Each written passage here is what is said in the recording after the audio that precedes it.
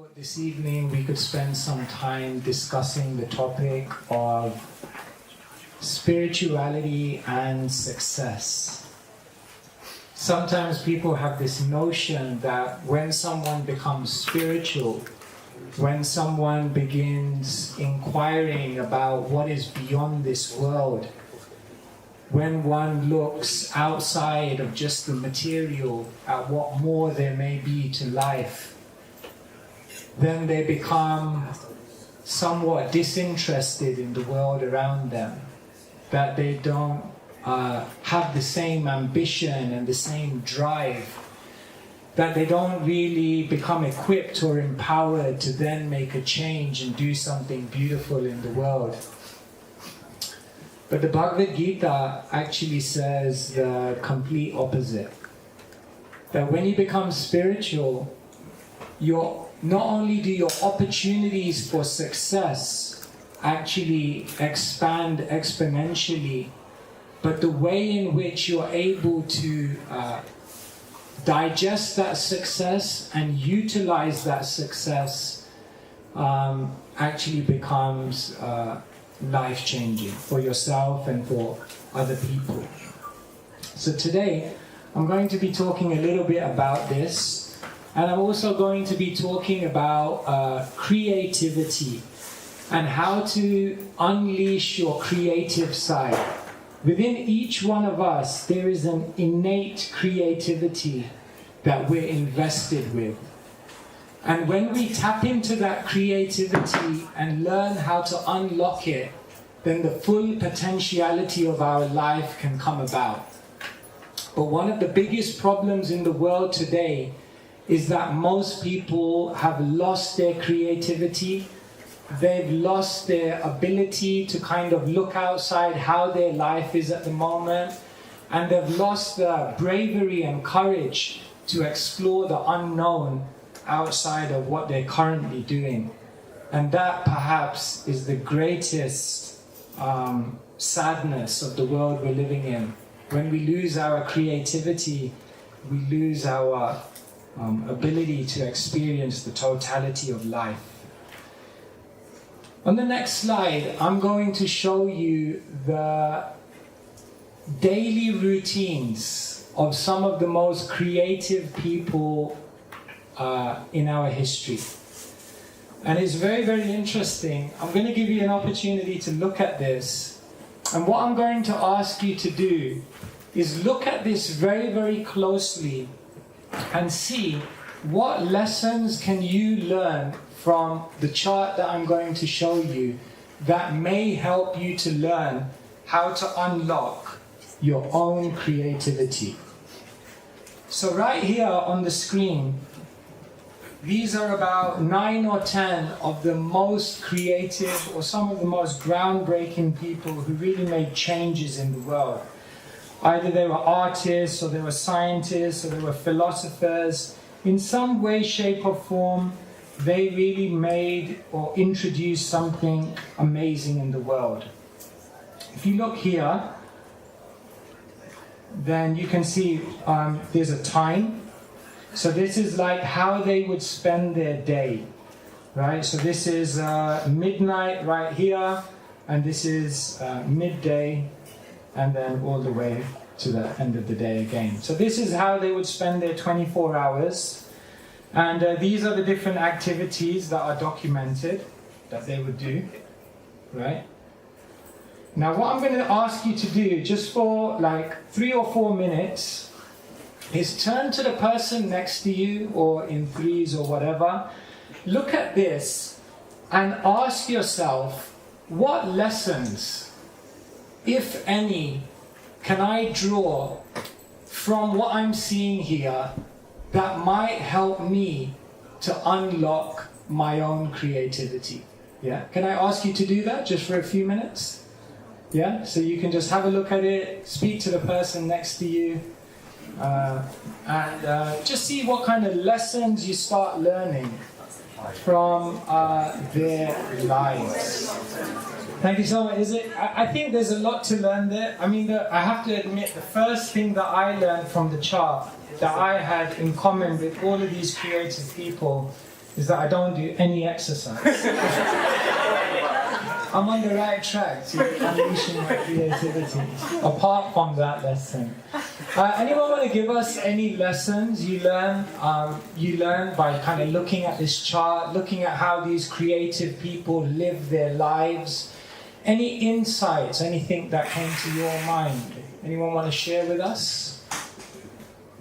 Yeah, at the back there. They don't have much of a day job. They don't have much of a day job, yeah.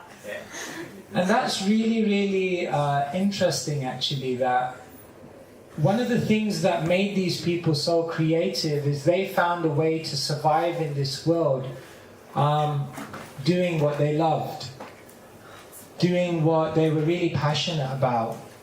Somehow or other, maybe some of them had just like big inheritances or something, but somehow or other they were able to create a life in which they weren't spending so many hours of the day doing something just for money.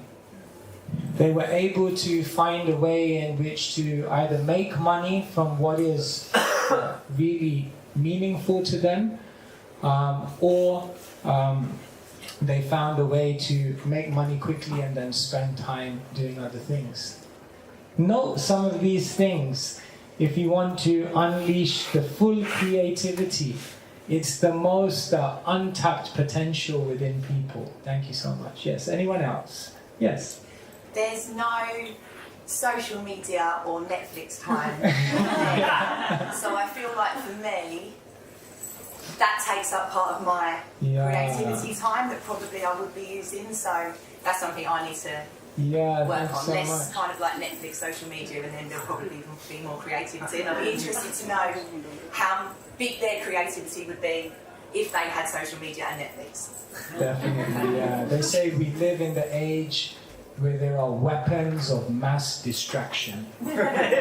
So I'll tell you something interesting, actually. I don't know if you've heard of the theory of boredom, but what happened 50 years ago is that people used to get bored, and when they got bored, there was nothing to do.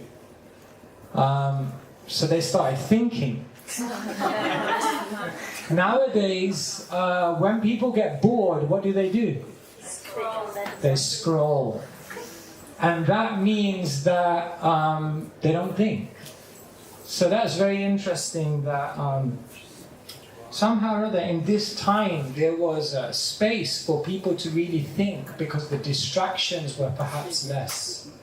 And that's something to really think about. Yeah, thank you so much. It's a great one. Yeah.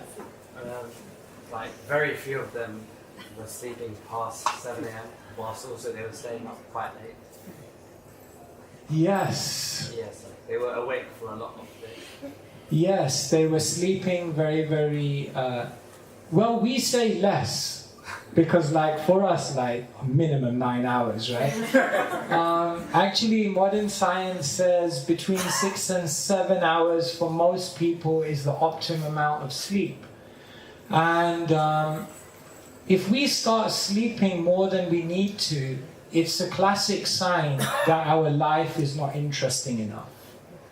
When it's more interesting or more enthusing to sleep than be awake, then maybe we have a problem. So when you have something that's so capturing your imagination, then generally you'll sleep less. And so, yeah, they were sleeping less generally, and they were also rising early, apart from Picasso. So normally. Yeah, thank you. That was a good one. Yeah, something else, yeah. They're really dedicated to doing something creative. Yes, can you see how much time they spend here doing creative work? Sometimes creative work is the thing that we sacrifice first. When life gets busy, when demands and responsibilities are there, then time doing things creatively is the time that goes out the window first. But they prioritized that, they ring-fenced that, they said that that is indispensable time. And what often happens in the world today is we just do the things which are urgent, which are pulling on us, which are demanded of us, but we don't keep that ring-fenced time to be creative. great one. Thank you. Yeah, anyone else? Yeah. I'm a bit confused by what creative work entails. I'm assuming it's making music, writing, which all these people are famous for, so... Yeah, I guess that's a good question. I guess it refers to kind of exploring their area of interest and experimenting with different things and interfacing with different environments or people who may be able to stimulate them in that area. Basically just going on an exploration. Right. And sometimes creativity is like, I don't know how many of you are writers, but I try to do a little bit of writing. And sometimes you can write for 3 days and come out with absolutely nothing. And I tell you, it can be the most depressing experience in life, because you think like 3 days and nothing to show for it. But the amazing thing is, unless you go through those 3 days, you won't get to the 4th day where everything just starts dropping.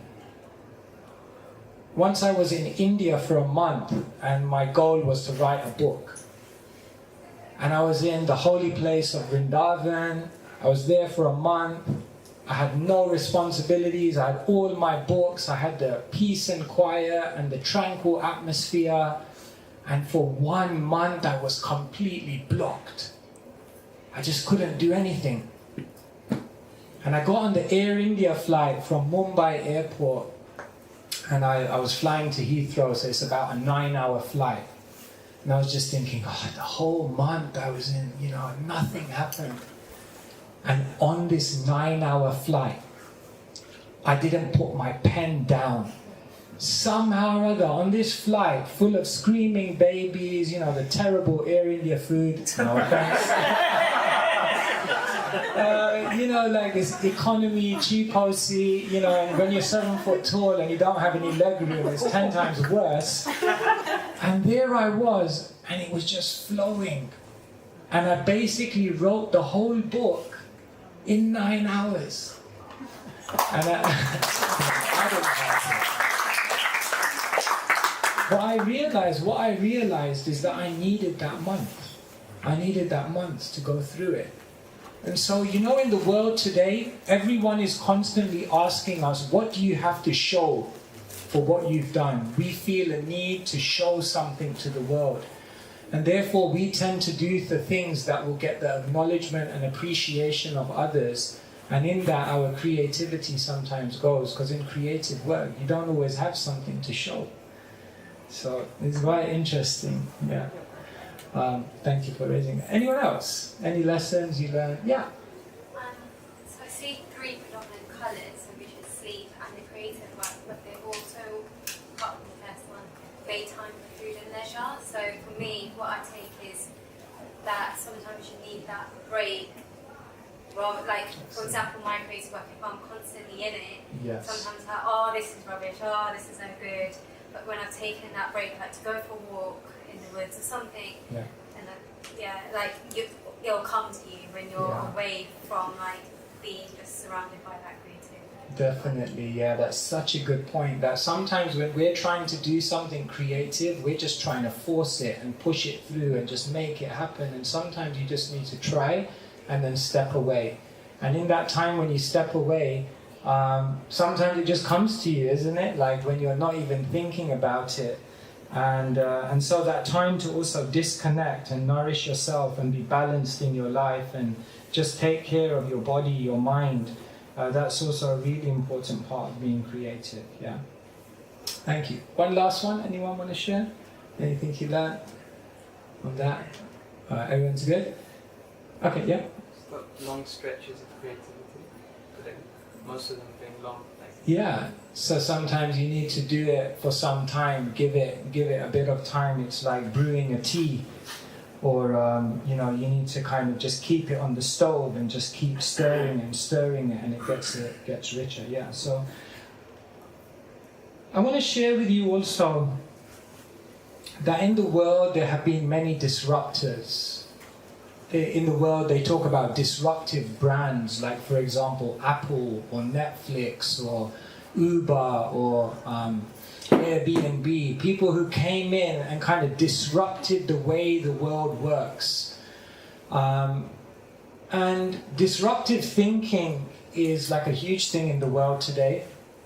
And if you look at all the disruptive thinkers, the ones who really were able to find new, better ways of doing things, they kind of all incorporated some of these things. The first thing is, their philosophy is fail more. Sometimes in life, we're just scared of failure. We're scared of how people will judge us, what we'll look like, and therefore we don't even try because we're scared of failure. But when you're successful, all that does is it reconfirms what you already know. There's actually very little growth from success, although that makes us feel really good. But when you fail, it's a great opportunity to grow, to think about things in a different way. And therefore, if you want to be more successful, it's the law of averages. Fail more, and you'll succeed more, and you'll succeed in bigger ways. This is interesting. Incubate your ideas. Sometimes a creative idea will come to you, and in that moment, you can't do anything with it. And therefore, you just think, oh, just throw that one away. But no, any creativity that comes with you, hold it, keep it. And if it's not something you can do anything with now, just incubate it and just let it grow and see what comes of it over time. Creative thinking means challenge everything. They say the most dangerous phrase in the English language is, we've always done it this way. And therefore, always ask yourself, is there a better way to do things? And ask yourself an even deeper question, are there better things to be doing? Challenge everything. Progressive exposure means expose yourself to new environments, expose yourself to new types of people, expose yourself to new interactions. And by doing that, by exposing yourself to newer things, you grow your capacity to think in a creative way. And teamwork makes the dream work.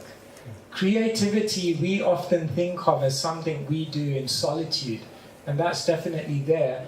But creativity thrives in community. And therefore, when you're together with others, bouncing ideas around, asking, learning, they say if you're the smartest person in the room, then you need to change room.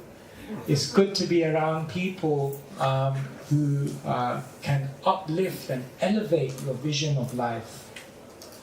So can you begin to see, I'm just sharing with you today, that success is found upon creativity. That means success in any field, whether it's material or whether it's spiritual.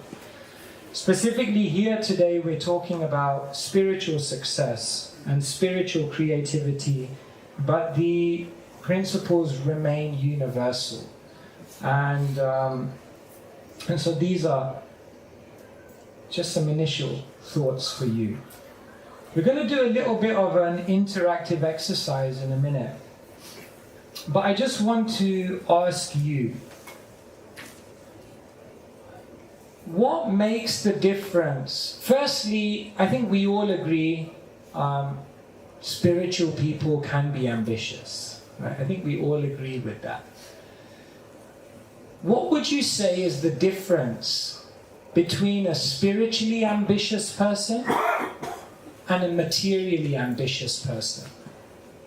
If both of them can be ambitious, if both of them can be successful, if both of them are trying to do something incredible, what differentiates a spiritually ambitious person from just simply a materialistically inclined ambitious person? Can you share some ideas with me? Yeah. Selfless. Spiritual person is a selfless. spiritual person is selfless. So, oops. Sorry.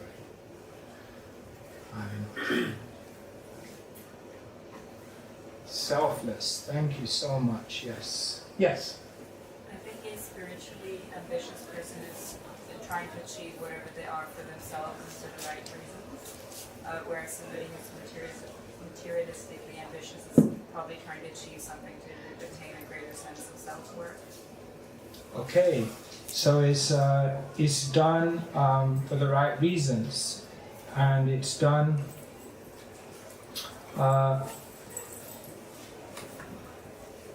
would you word that in one or two words? Being authentic? For insincere or Yeah. Okay, there's a sincerity there. Yeah. Benefits a lot more people. Benefits others. A spiritually ambitious person is not just being ambitious for their own materialistic, selfish benefit, but it also benefits many others. Thank you. Yes.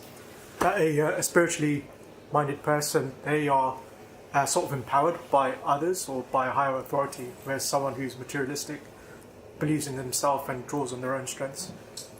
So there's a sense in which a spiritually ambitious person is egoless, or they see that there's a higher power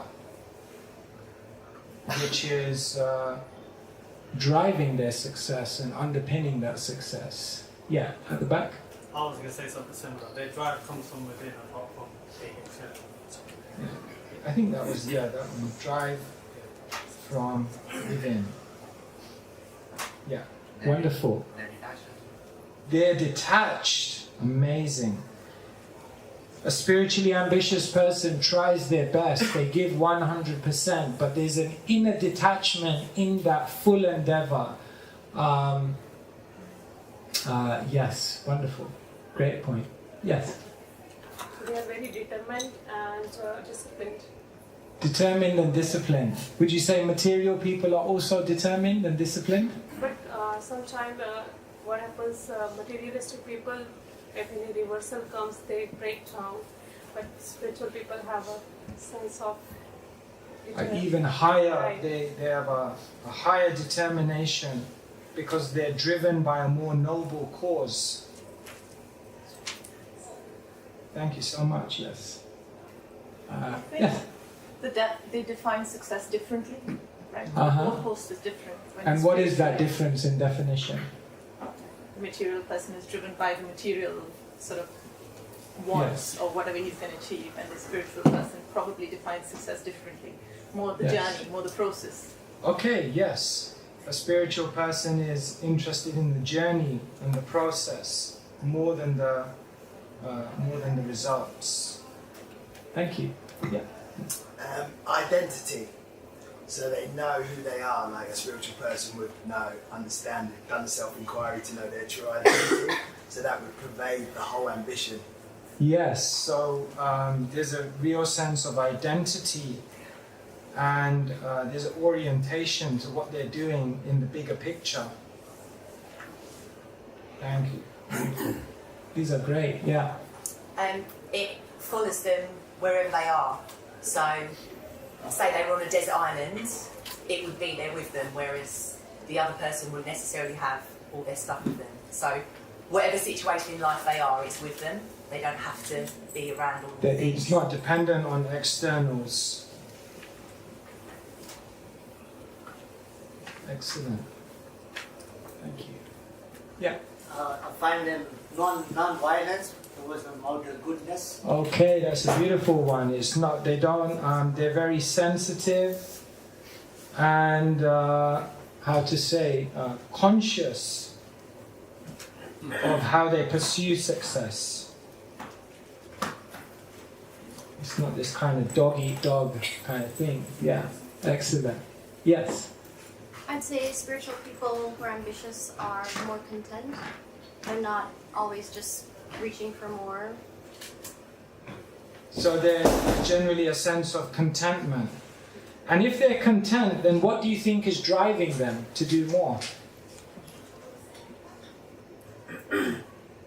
If a materialistic person, their lack of contentment drives them to try and do more and more and more, then what drives a spiritual person? Because if they're content, it's kind of like, well, then why would I do anything more?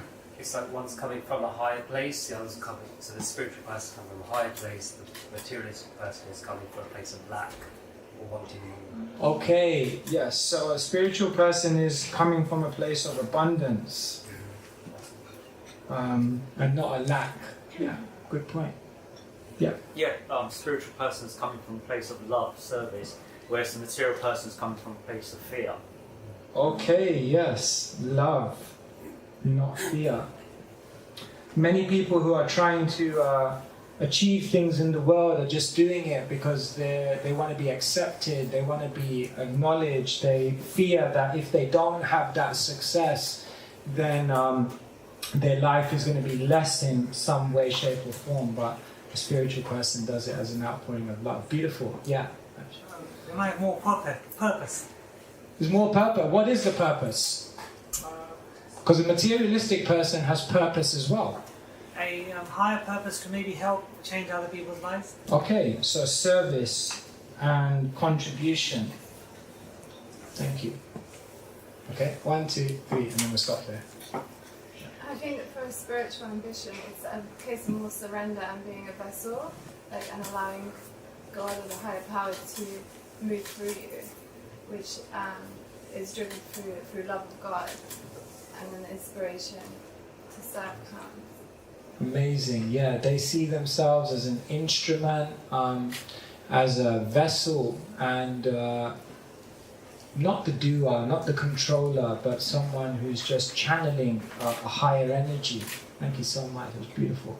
The spiritual person is investing in something permanent, whereas the materialistic person is investing in something which is ultimately going to have to be left behind one day. The eternal, yes. There's an ancient Sanskrit aphorism that one who gives up the temporary for the eternal loses nothing, because the eternal is eternal and the temporary, they were going to lose it anyway. So in that way they give up the temporary for the eternal and they look for a permanent benefit. Yeah, wonderful. And there's one more here, is it? Yeah. So I think spiritually ambitious people live in the present, as opposed to people who aren't spiritually ambitious. Mm-hmm. So they're living in the present. It's not that they're just kind of visualizing a future success and living with that success in mind, but they have a plan, they have a goal, they have an endeavor, but they're enjoying and they're relishing the present. They're fully content in the now, not waiting for that success to make their life meaningful. Isn't it beautiful that a spiritual person can be successful in a very, very beautiful way? And we're going to talk a little bit more about this, but I think it's a good time to we'll split up a little bit and we'll just give you guys a little bit of time to speak to each other. And what we just want you to share with each other, like you did in the last exercise, just a few of you together, what is your ambition in your life? What do you see as success in your journey? What difference do you want to make? Do some of these things kind of resonate with you? What are you struggling with in terms of how you pursue success in your journey at the moment? And see what questions may come up, and then we'll just kind of feedback together, have a little bit of questions and answers, and just see if we can kind of go into this a little bit deeper. Is that okay? Yeah, so just give you guys a few moments, just share with each other what are your ambitions, the achievements, the wonderful things that you're trying for, and how does this relate to your life? Yeah, give you some time to. So, thank you so much for sharing with each other, and in a moment we're just going to kind of open up and maybe you have a comment, or maybe you have a question, or maybe you have a reflection. We're just going to spend 15 minutes just like an open forum, just discussing with each other. And just before we do that, I'm just going to show you one thing, just to perhaps, we came out with a lot of different points about ambition and spiritual ambition. But just to kind of simplify it very, very, maybe to make it a little clear. Basically, all of us may have some amazing thing that we're trying to achieve in the world.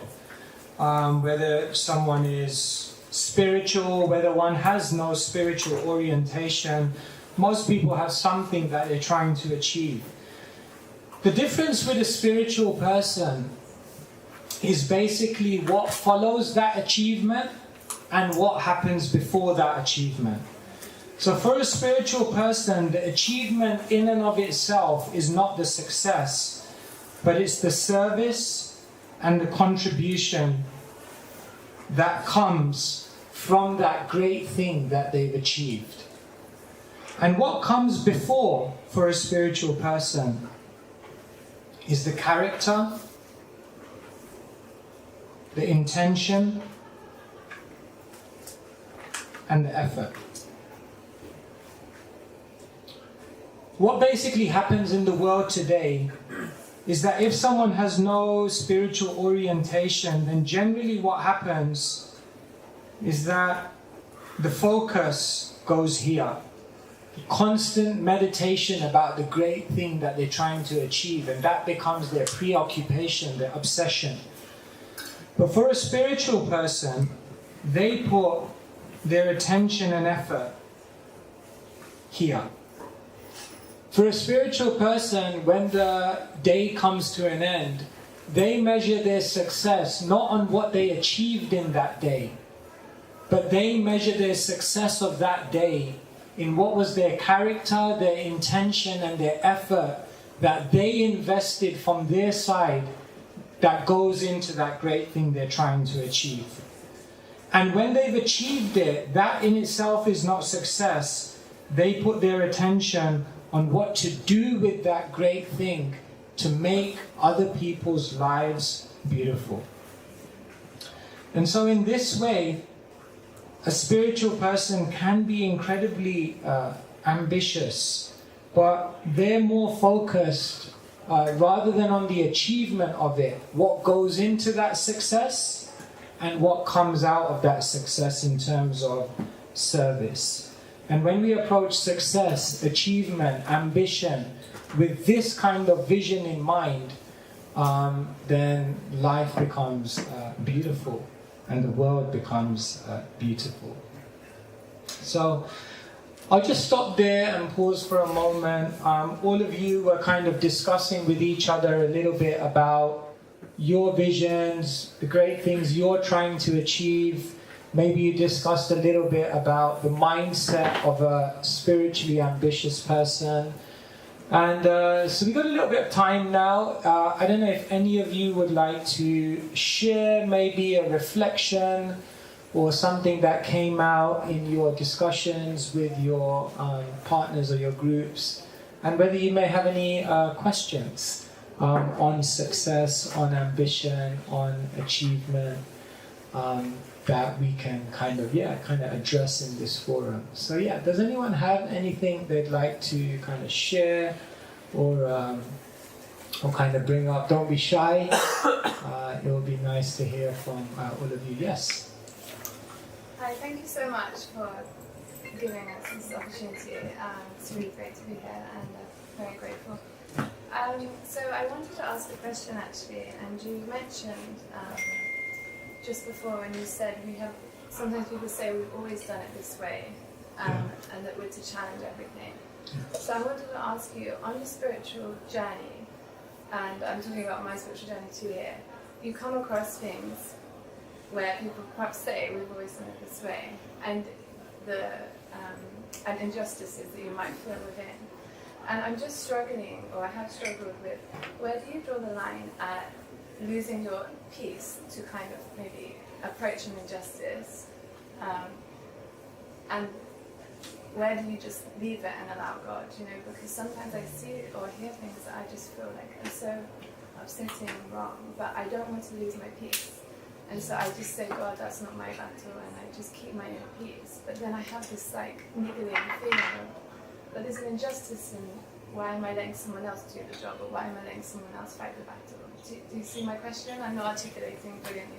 Yeah, as I understand what you're saying is that sometimes in a spiritual tradition or a spiritual community, people say this is how things have always been done, but to you, or from your vision, that feels like an injustice, something that's disempowering, or not allowing people to rise to their potential. And how much should you get involved in trying to address that injustice? Is that kind of... Yeah, without losing your peace. Without You don't losing want your to lose your peace, peace, right? Well, I don't want to lose my peace. So sometimes I just surrender to it and smile and leave that to the side and carry on. But I feel guilty for not maybe fighting for it. It's such a good point, yeah. I think the first thing to say in response to that is that everything that is said within a spiritual community that is tradition and is all the way we've always done things is not always true. Because just like anything in the world, even spiritual communities and spiritual traditions are susceptible to being deviated and kind of losing their principles. And therefore I think questioning is always good. I think if you ever come to a spiritual community where questioning is not encouraged and questioning is not entertained, we should probably be worried. Because even if you look at the Bhagavad-gita, Krishna is always encouraging Arjuna to question, to challenge, to try to just really open his heart so that all his dilemmas and confusions disappear. So Einstein, he said, never stop questioning. Curiosity has its own reason for existing. So I think it's good to question, and if we do see something that could be improved, I think coming out of our comfort zone as a sacrifice to help other people is a beautiful thing. But the key is to understand when you've gone to the point where you can do as much as you can do. And that's then where that detachment has to kick in. I think the reason why people become consumed when trying to endeavor for something or change by something, or when they try to change something, why they become overwhelmed is because they don't know that point at which to just say, I've done what I can do. Now a higher power has to act. So Krishna talks about this in the Bhagavad-gita to Arjuna, where he says you should do your duty and you should act responsibly. And then when all is said and done, you need to step away and realize that you're not the controller. And when we're able to do that, act but be detached. That's what we call in the Bhagavad-gita karma yoga. Then I think that's kind of like the balance that we're looking for. Hope that helps. Yeah, thank you. Yes? So I'm thinking about the different kinds of careers I can aim for over the next period of my life. And there's a career in which I can help others financially by taking a high-paying job. Yeah. There's a career in which I can help others because it's a job which benefits others directly. And then there's a career in which I can take 2 to 3 months off every year to practice spirituality. What job is that?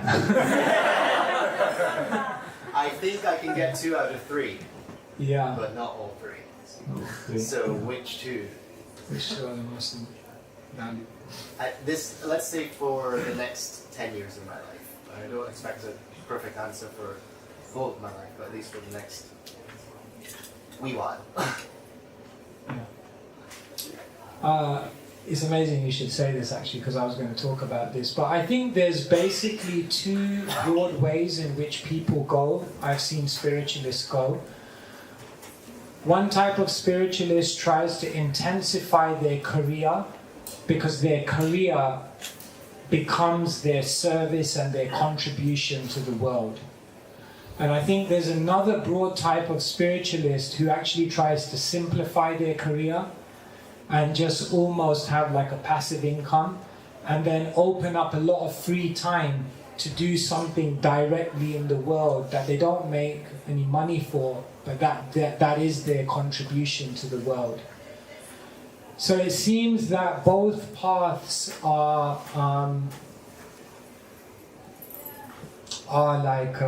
possible.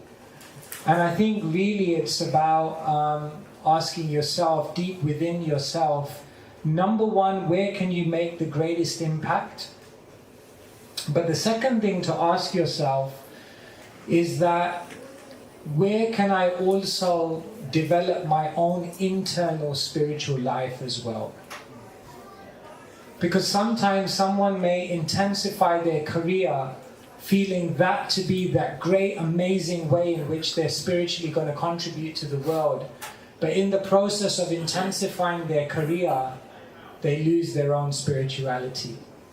And then, as is said in the Christian tradition, what profiteth a man who gains the whole world but loses his soul?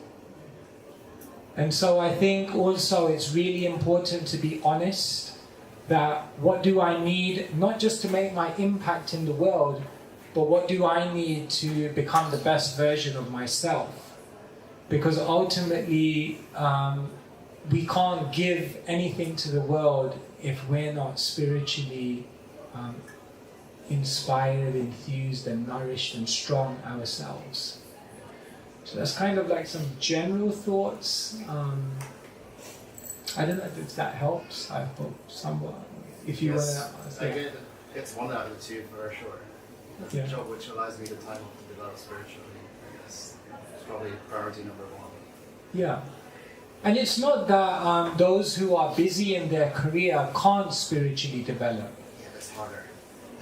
It is harder, yeah. It is harder. But you know, sometimes in the intensity, some people respond to that and they use that, the time that they do have, very wisely. And so I guess everyone's individual and everyone has a different type of personality. And so, yeah.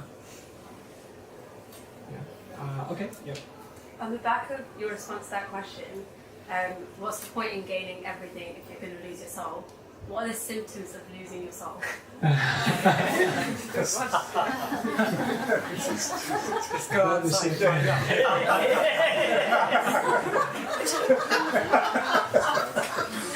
Ash said, go outside, turn left. With all due respect.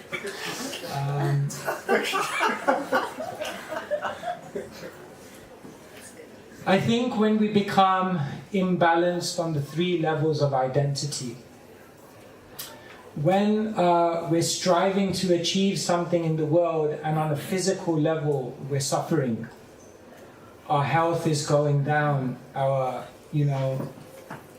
losing our physical vitality, that's a warning sign. On the mental level, when you're trying to strive for something in the world, you have an ambition, an achievement, but on a mental level it's causing you worry, anxiety, it's affecting your relationships, it's bringing out a lower nature that you don't like. It's a warning sign. And on a spiritual level, when you lose sight of the fact that this is for service, that what you're actually achieving in the world is not meant for your own enjoyment, but is meant for making the world a better place, serving those around you. When you lose that vision of why you're actually trying to do this, who you're doing it for, then there's a good chance that in your success you've failed, because you've risen to the top, but you've forgot why you wanted to get there in the first place. So that's why it's really, really important to always step back and observe and disconnect and just see how we're doing on our journey. Because while you're in the intensity of it all, we can lose sight of the bigger picture. hope that helps. Yeah. Okay. Just a personal question for you. Now you become a sannyasi for 1 year, and your sort of travel is higher, and your goals are bigger, more ambitions. What's your personal thinking, or how you become even more ambitious and achieve all the things you want to do on a higher level? Because your way of thinking has to change, because you're obviously looking at the bigger picture now. Yeah. So just to backtrack, Ash mentioned that 1 year ago I became a sannyasi. For those who may not be familiar, sannyasi is a vow that you take in which you dedicate yourself to lifelong monasticism and service to the world. So Ash is asking, in this last year things have naturally become bigger. Yeah, things become bigger for sure. This is the staff of a renunciate, and sometimes it just feels like an amplifier, because when you carry that around, everything seems to get bigger. So how have I kind of navigated that? I was telling Raj actually that for me in this last year, something quite beautiful has happened, which is that my enthusiasm about making an impact in the world and my enthusiasm to go deeper in my own exploration and search for divinity, those have almost, they inspire me equally now. And I see that those two aspects of my inner journey and my external contribution, I see that they're actually seamlessly integrated. And that if I really want to give something to the world, then I have to be experiencing it. I have to be realizing it. I have to be breathing it. And therefore you see when we go around, we talk about wisdom that breathes. Because when we try to share with people, we're not just trying to give you some book knowledge or some scripted talk. But what we're really trying to genuinely share is something that we've experienced. And so in this last year, as the opportunity to serve more and more people has come about, the desire to want to give people something genuine by actually going deeper in my own spirituality has also expanded. So yeah, just some thoughts on that. Yeah. I see loads of hands. I don't know how we're doing for time. Yeah, like one more question. One. One or two.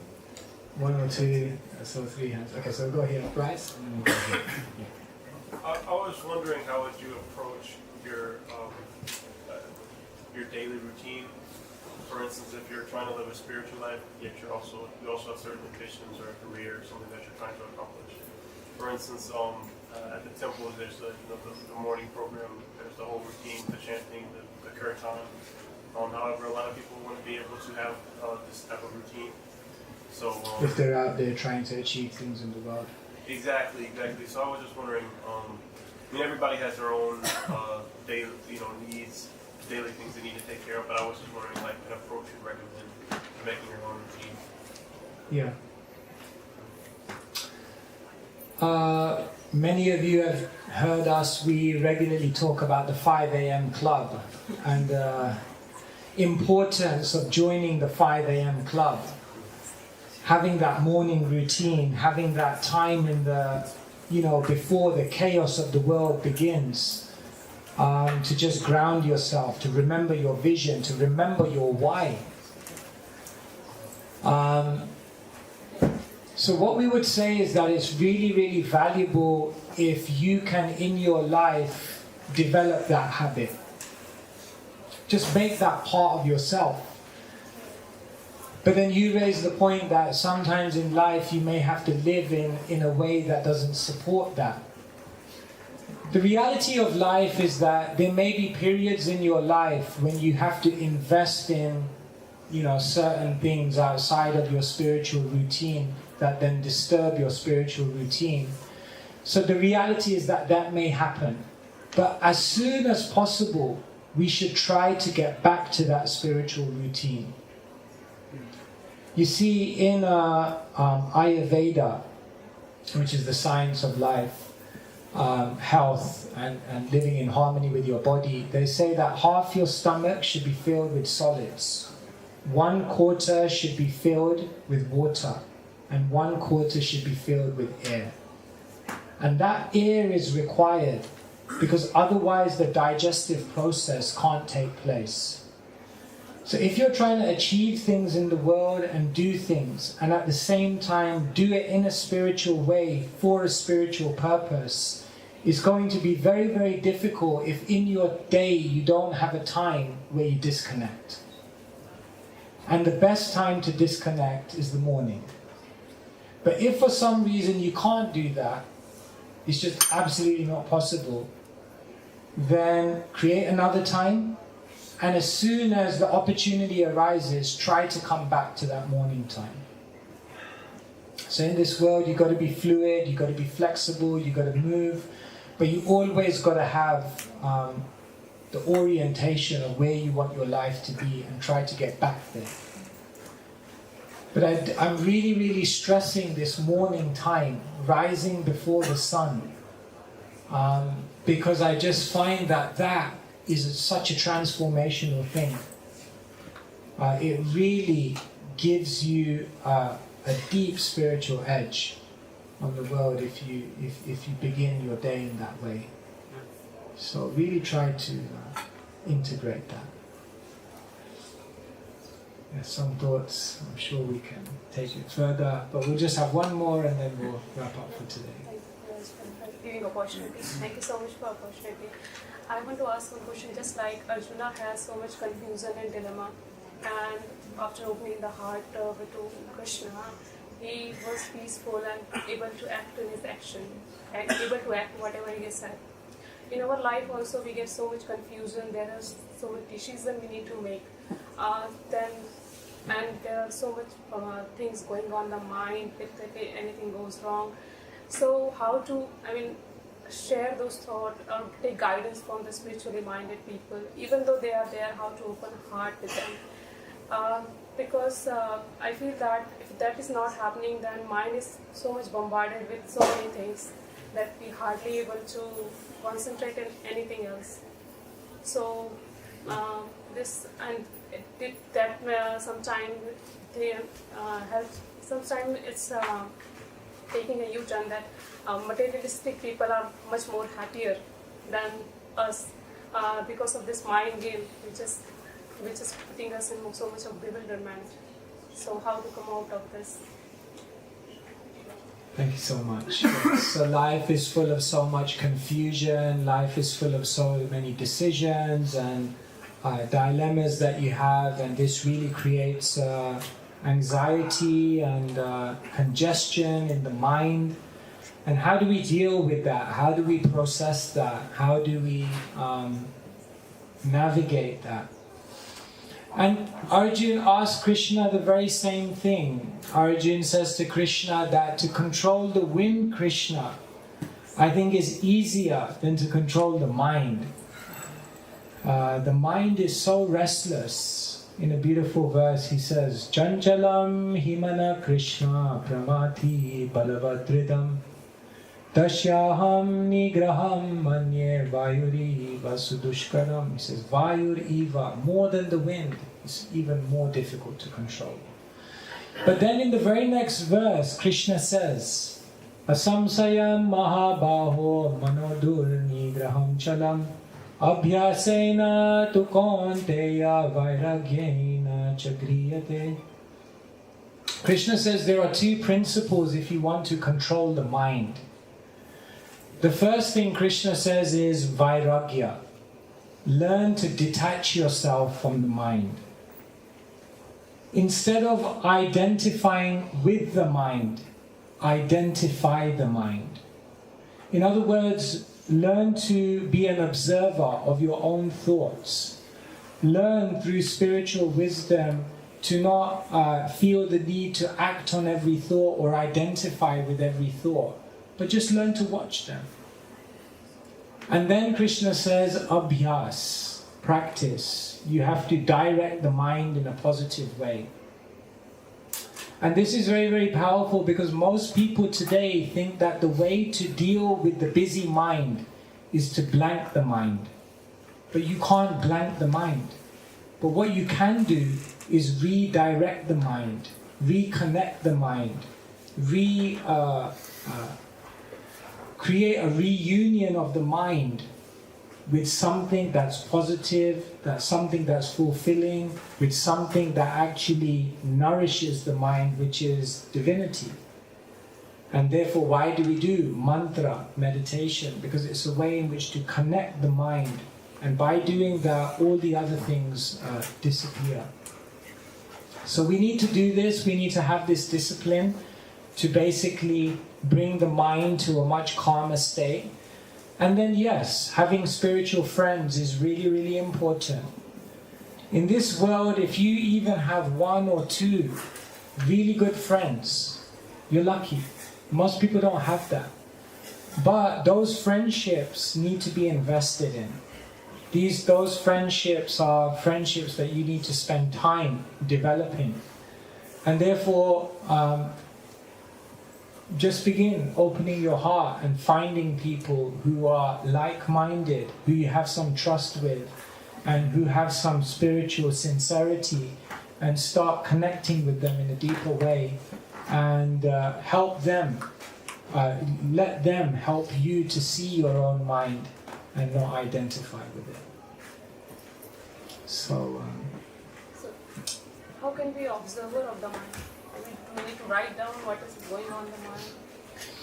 how do you become an observer of the mind? In one sense, it's very, very simple. Whenever the mind comes up with something, the first thing is, don't take it too seriously. The problem with us is that every time a thought comes, we take it so seriously. We think like, I have to do something with this. No. The mind is just like, it comes up with all kinds of things. So becoming an observer of the mind means don't take everything seriously. Don't feel the need to act on every thought of the mind. Try to see your thoughts through a spiritual lens.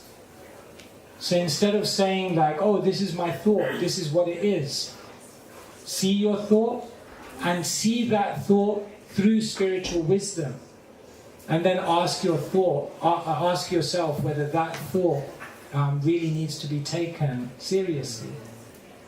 So like through methods like this, we can actually, instead of identifying with the mind, we can identify the mind and gradually remold the mind. Thank you so much for coming and for being so participative and interactive. It's the first time we're doing this. So I hope there was some kind of, a few messages in there that you can take away with you. We're all here on, in one sense, different journeys, in another sense, the same journey. But I hope on your journey, there is some wisdom here that will be beneficial to you. And I guess now we'll conclude the evening with a bit more chanting. You up for that?